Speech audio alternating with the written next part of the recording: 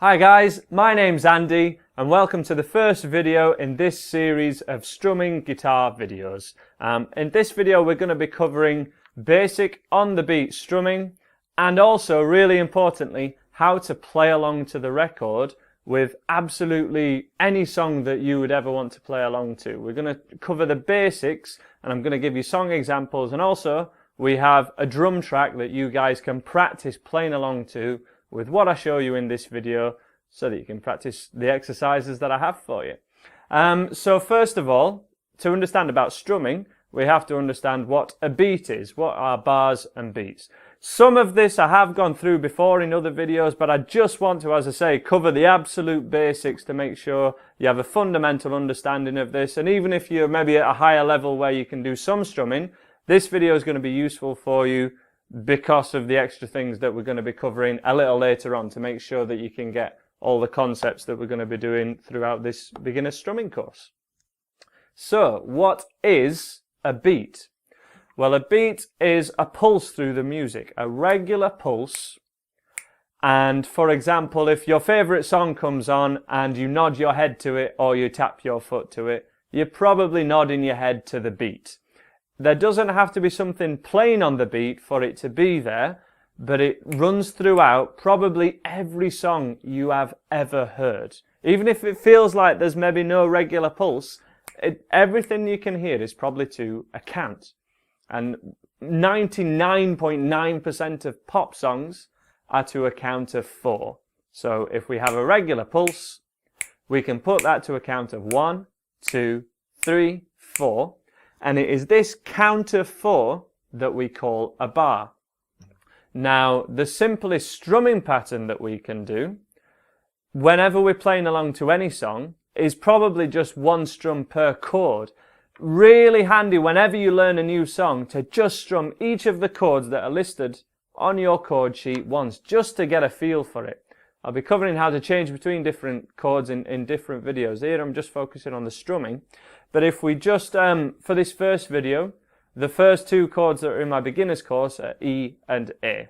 So we have our first E major chord, which should be the first chord that you've learnt if you've taken lessons with me.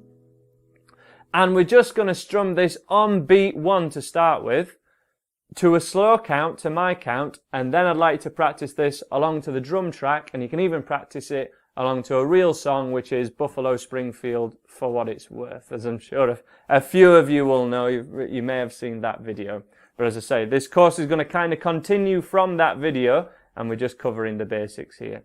So, as an example, we have 2, 3, 4, 1, 2, 3, 4, 1, 2, 3, 4, 1.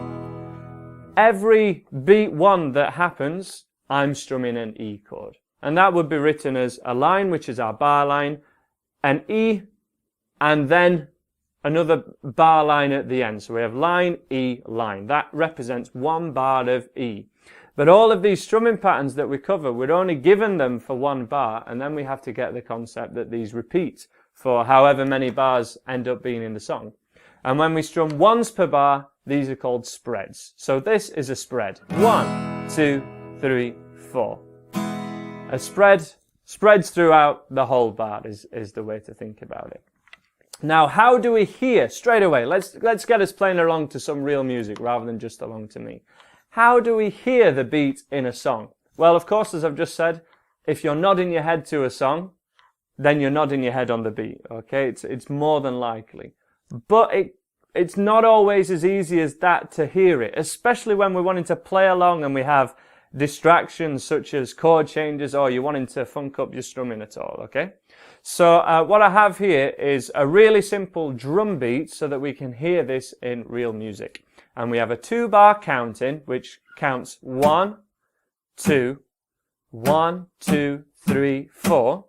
And then we have a simple drum beat, which basically is kick, snare, kick, snare. And this sounds like this. 2. So this is our counting. 1, 2, 3, 4. Kick, snare, kick, snare. 1, 2, 3, 4. 1, 2, 3, 4. 1, 2. And as a song example that this drum beat would happen in, I always think of Back in Black. Something to nod your head to, you know.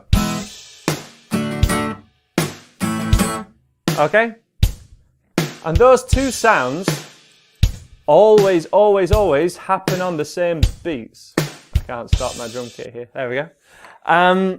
So we have the kick drum starting the low note, the bass drum, on beat 1 and 3. 1, 3. A really low thud, which is called the bass drum.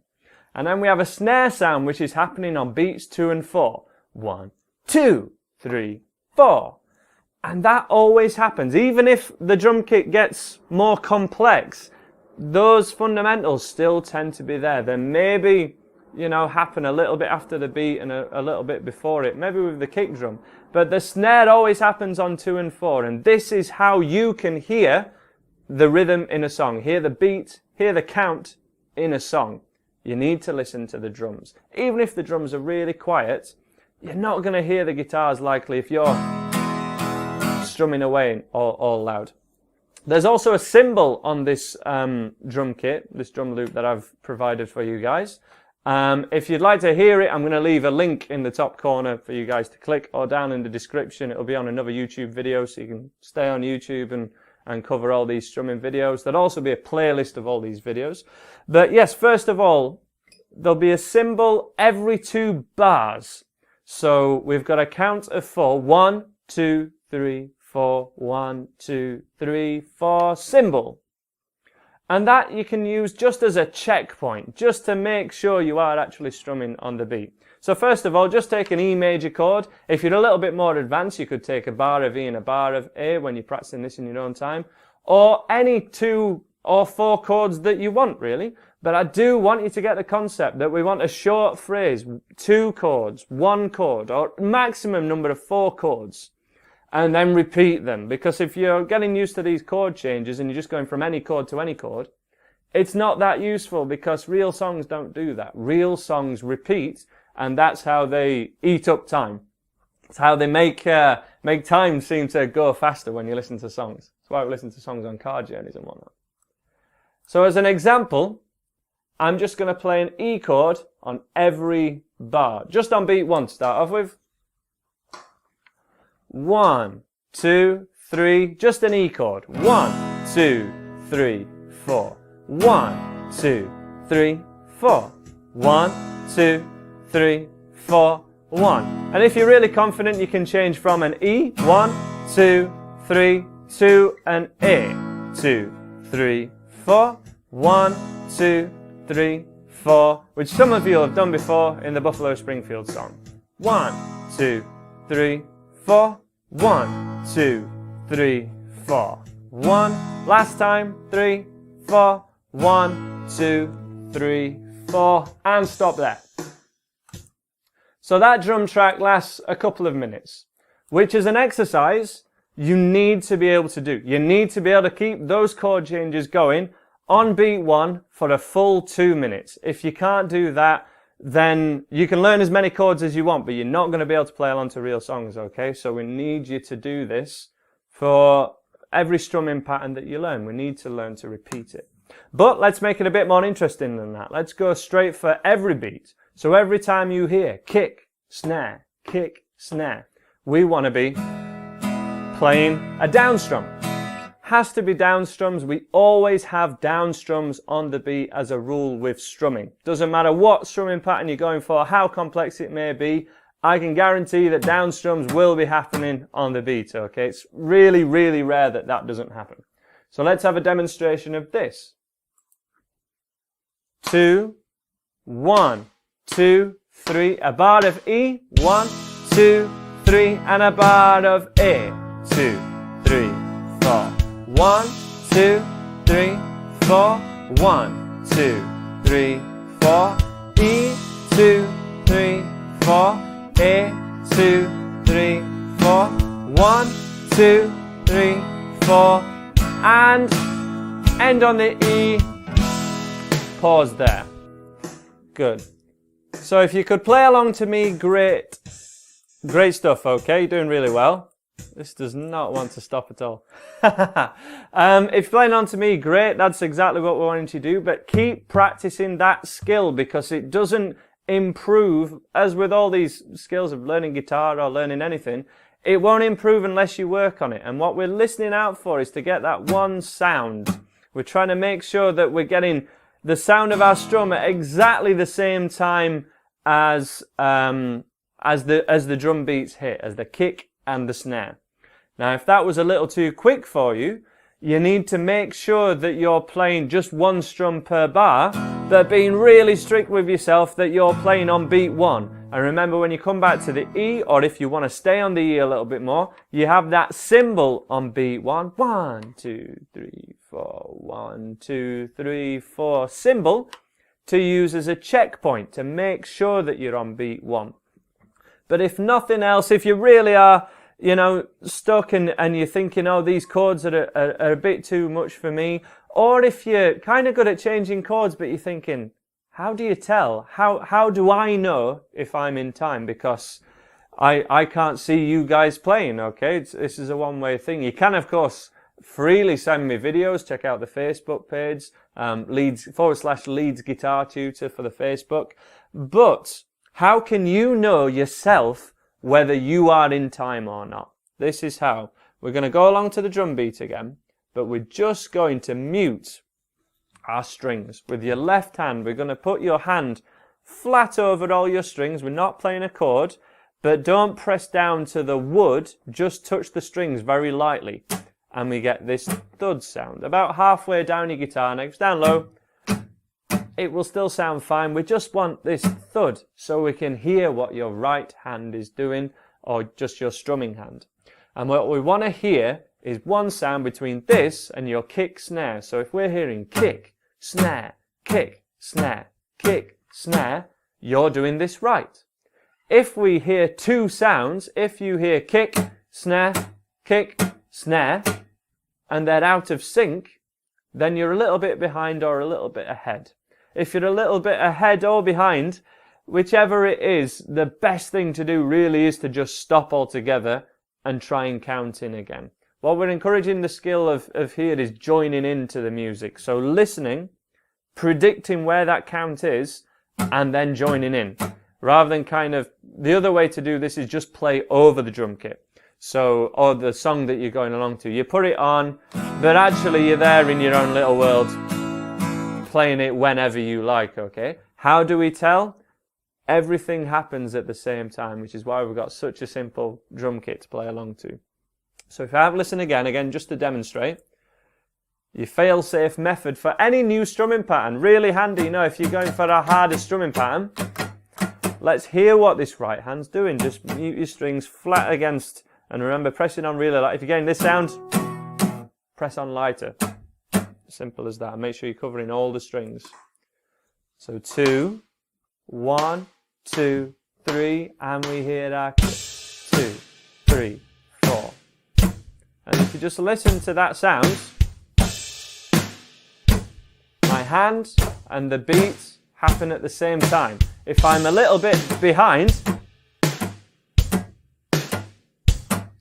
it kind of straight away just sounds bad, but you hear, if you listen really carefully, you can hear two sounds. Listen. Purposefully out of time. And what would likely happen there is you'll just drift and drift and drift, and it won't sound good. So you need to be really strict. Maybe tap your foot as well. Tapping your left foot if you're a right-handed guitarist is really handy, because then your guitar's not bouncing up and down. So the opposite side, the knee that's not got your guitar on it. And we're just making sure that we can hear that one sound. And therefore, a really important point is to play in time and to keep good time yourself.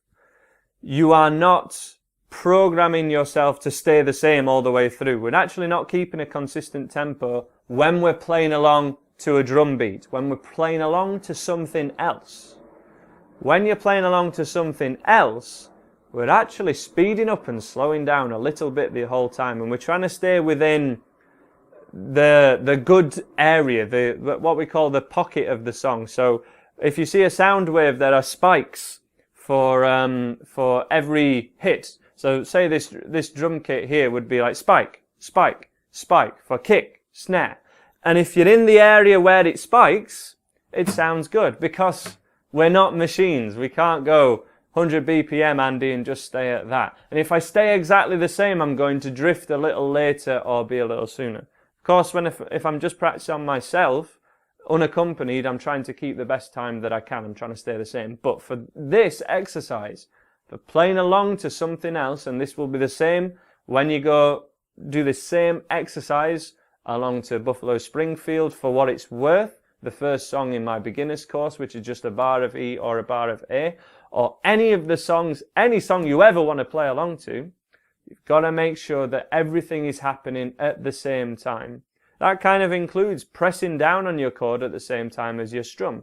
If I'm strum 2, 3, 4, and then I change chord early before that beat, that's going to knock you out of time. Of course, for most people, when you're first learning, your chord hands are a little slow, maybe.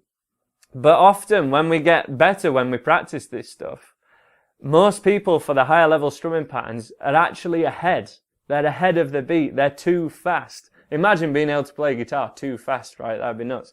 But it happens within a few weeks. People get the hang of this, and then they're racing ahead. Every song some people learn, they learn it way too fast. You know, people go for Wonderwall, and they're way ahead. You know, everything's rushed, and therefore the changes are sloppy. But if you can play along to the record with near as damn to every song that you ever learn, it eradicates that and gives you good time, and it means that you'll be able to play along to anyone else as well. It's the best practice for jamming with other people, which must be something that at least some of you want to do at some point. The best practice for that is playing along to the record. And when people have been taking and learning online like you guys for YouTube videos, but haven't had guitar lessons, and people, you know, private students come to me and say, you know, I just feel like something's missing. I can play a few riffs, but they never sound finished. They never sound right. I can't play a whole song all the way through. It's normally the fact that they haven't learnt the skill of playing along to the record that is holding them back from improving anymore. Now, just one final thing. We're near the end of the video now, and we'll be getting some higher level strumming patterns in this playlist of videos that I'll make, and they'll be on my website at andyguitar.co.uk, along with a full layout of all these strumming patterns, really easy to find. But one last thing, when you're playing along to the record, you cannot join in straight away as soon as you hear the first chord, because as soon as you've pressed play, the song started. So whatever the first chord in your song is, it's gone. Here we have to bear in mind that pop music repeats. Any guitar riffs are going to repeat. And we don't play the first repetition of it. We don't play the first time it happens. We play the second time it happens. We play from the repetition. So if you've got a chord sequence of E, 2, 3, 4, A, 2, 3, 4, and it just repeats from there, the first sound you hear in the song will be the E chord. And then the second sound you hear in the song will be the A chord. So you join in from the next E, which you can tell when that happens because you can now hear the beat in a song because you're listening to the drums. You can hear the pulse, 2, 3, 4, 1, 2, 3, 4. And if it's a 2-bar chord sequence, that's where you would join in. So yeah, thanks for checking out this video. So straight away, the first thing you want to do is get right over there, click this link to the drum track for this level 1 strumming, just hearing the beat. If you think you've got it, if you think you've mastered it, get straight on to level 2, where we'll be talking about the off beat, which are the ands in between the count. So we can play 1 and 2 and, which is the gateway to all your higher level strumming. But also bear in mind that any song you ever learn can be simplified down to just playing on the beat.